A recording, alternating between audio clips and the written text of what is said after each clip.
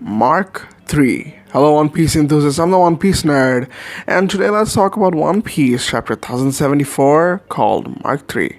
Well, not a whole lot happened in this chapter in regards to content, but it's got scattered up information and a few confirmations. One of the confirmations which I was waiting for a very, very long time. Before we move on, make sure to like and subscribe. It helps the channel a lot. Now that you have, let's begin. Well, where do I begin? I begin with the best thing on the news. Vivi. Vivi is safe, which is sort of what you might call anticlimactic. Because remember, before all of this was happening, before Egghead was happening, when we were in Wano waiting for whatever happened with post-Reverie, Oda said keep your eyes on Sabo, Boa Hancock, and Vivi. Well, Sabo is the one who is in most trouble right now, from what it looks. Boa Hancock was in trouble, but she got away. And now Vivi, I thought for sure would be in a mess, but, well, she's fine as well. Sort of anticlimactic. I expected at least one of them to be in trouble, but I guess it sort of made sense that Oda doesn't want to take the plot into a different direction. The goal is set. We are going to Egghead, we're going to Elbaf, and then we're probably finding the fourth poneglyph, fighting Blackbeard, getting the Laugh Tail, and then destroying the world government. That's just saying. That's our direction. Everything in between can happen. But if Vivi were in trouble, or if Boa Hancock was in trouble, it would have diverted Luffy's attention from the One Piece to basically rescuing someone, which is exactly what happened with Ace. Well, Oda doesn't want that to happen again, which I guess makes sense as to why Vivi wasn't taken in by the world government. The worst thing that happened was the assassination of Cobra. For Boa Hancock, it was attempted something, but something else came of it, which is Kobe. It started another subplot. As for Vivi, it started no subplot, but she does know a lot of information. She knows what happened in Reverie, why Cobra was targeted, what actually happened with the revolutionaries and whatnot. How did she end up with Big News Morgans? And of course, Big News Morgans is back, baby. Big news! Now, I'm not going to talk about what Big News is going to do moving on from here, because he'll do all sorts of stuff. And moving on to the second most interesting thing in the chapter, which is Kuma's backstory. It feels like, now is sort of the time, the best way to sort of put in Kuma's backstory. We're getting everything in scattered pieces. One day, we're getting parts with Bonnie, another part we're getting parts with the Straw Hats, another part we're looking outside of Egghead. Anything can happen in these chapters, but what it seems constant is that Kuma's backstory will be revealed and will be done within the next, I would say, 5 to 6 chapters, if not less. Well, I'm looking forward to the story because it's been a while that I haven't seen a good backstory that made me tear up so bad.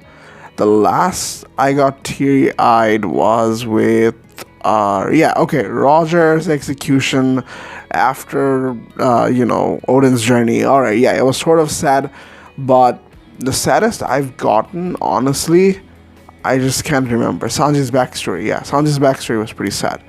But in terms of pure tragedy, I feel like Kuma will probably be one of the best.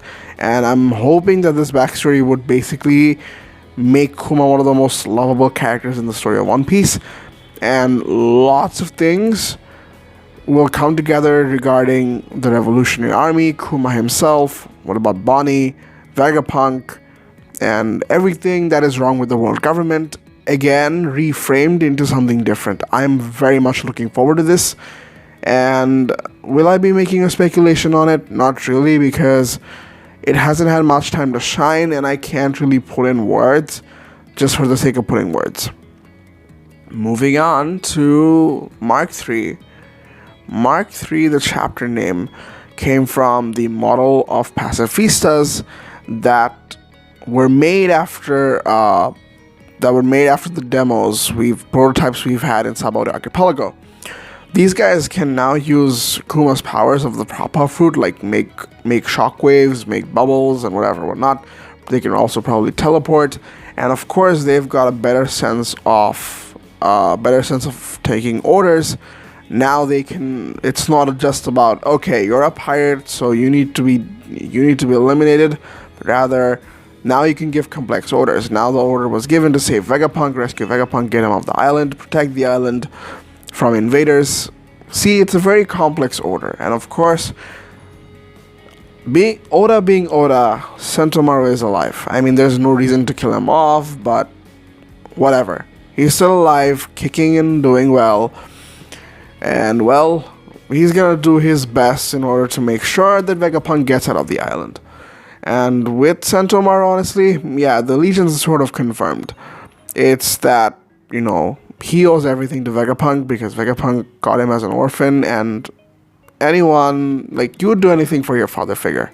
Even if he or she is not your biological father's parental figure, you'll still look up to them and make sure that nothing bad ever happens to them. I feel like that could be said for every one of us, and Sentomaru is dead set. Even if Kizaru comes along and just erases Sentomaru out of existence, he has no regrets because he's owed his life to Vegapunk. And, well, I don't know the fate of Sentomaru. I feel like his purpose for the arc is over. If Oda wants to, yeah, I mean, definitely, you could take this further and make him do stuff that we've never thought he would be able to do, which is what happened after, I would say, post time skip. We saw Sentomaru, and Luffy just beat the pacifistas, he ran away, and that was it for Sentomaru. No one ever thought he was gonna come back. He was gonna be this level of prevalent. Like, he's not prevalent, but this form is sort of unexpected, and I wouldn't mind seeing him a little bit more. Well, but as for this arc as a whole, I feel like his purpose is done. It was set up a very good tone for Vegapunk. It gave depth to Sentomaru, and, well, I respect him now. Moving on to what? Nothing really. That's sort of the end of the chapter. Like, I've talked about everything.